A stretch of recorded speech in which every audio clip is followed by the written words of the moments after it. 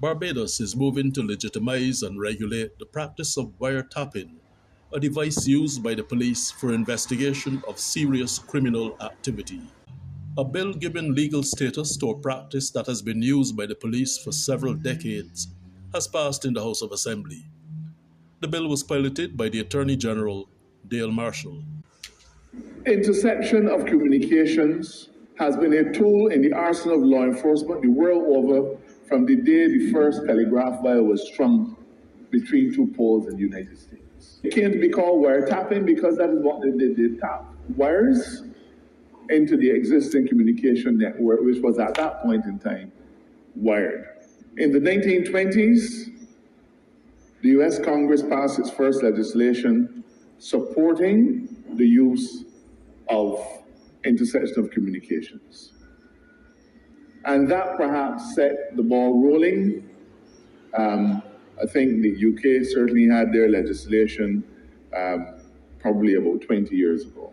The proposed legislation is part of the government's package of measures to curb the plague of gun violence and other serious crimes. Marshall said criminals are now using sophisticated methods and that the police needed to be ahead of them. We want to be safe in our beds and we want to be safe on our streets. But somehow there are some of us who feel that we should hobble the police service.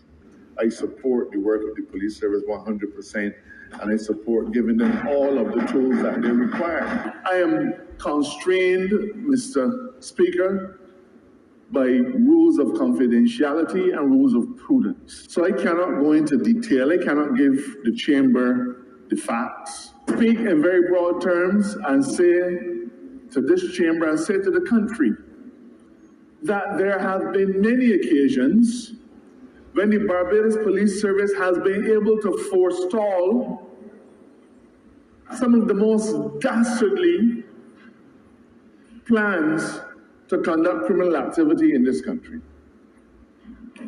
It is to my certain knowledge that they have been able to prevent executions. They have saved lives because of the availability of this tool.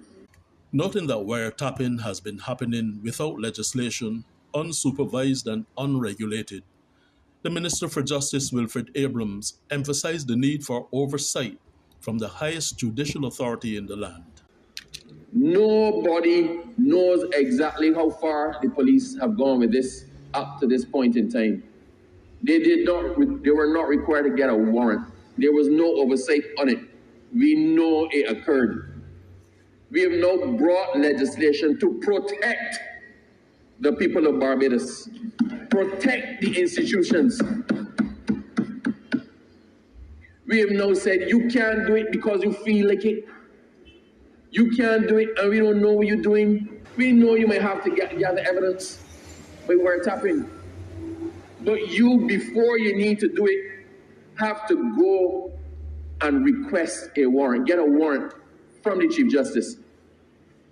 There must be judicial oversight, not ministerial oversight.